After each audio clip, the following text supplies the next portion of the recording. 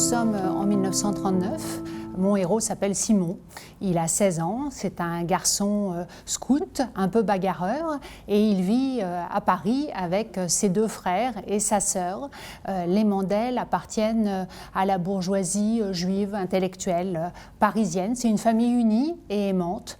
Quand les Allemands envahissent Paris, Simon va très vite comprendre le danger et il va s'opposer à son père qui, lui, est plutôt pour la légalité, tandis que son grand frère va opter pour la clandestinité et Londres. La famille Mandel va se réfugier à Toulouse et à Toulouse, Simon va basculer dans la clandestinité.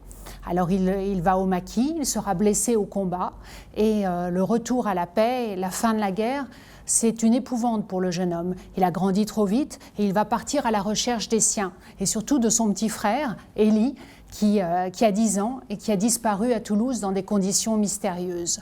Et Simon va, à ce moment-là, accepter une mission, les dépisteurs. Alors qu'est-ce que c'est que ces dépisteurs? C'est des jeunes gens, des jeunes hommes et des jeunes femmes qui ont connu la guerre, la résistance, parfois la prison, et qui ont eu pour but d'aller chercher, de retrouver des enfants juifs qui étaient cachés par leurs parents pendant la guerre pour les sauver, pour les protéger du danger. Ces parents-là ont été déportés, ils ont été assassinés, ils ne rentreront pas des camps et il faut retrouver ces enfants. Alors ils ont été cachés dans des couvents, dans des hôpitaux, chez les particuliers, chez les paysans, dans des familles d'accueil, parfois même dans des orphelinats.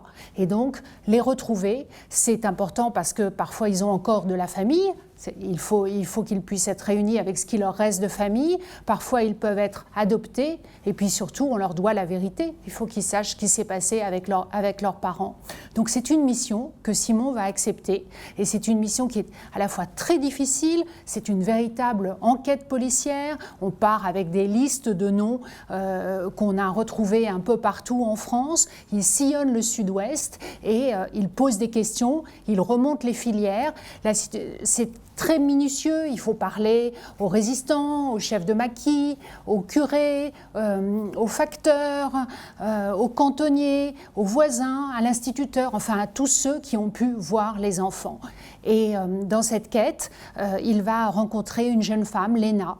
Léna est une jeune femme qui est rescapée du ghetto de Varsovie et donc ils vont tous les deux partir dans cette aventure. Alors, a priori, tout les oppose parce qu'ils n'ont pas le même milieu social, ils n'ont pas la même culture, ils n'ont pas la même façon de voir l'avenir, ni le même caractère d'ailleurs. Et puis, cette aventure va les mener beaucoup plus loin qu'ils n'auraient osé l'imaginer. Donc c'est un récit qui met en lumière un épisode particulièrement méconnu de la guerre en France, qui est celle de la résistance juive, et cette quête, cette mission incroyable de l'immédiat après-guerre qui ont été les dépisteurs. C'est un roman à la fois sur la résistance, le courage face à la barbarie, la jeunesse. Ce sont des thèmes qui résonnent fort aujourd'hui.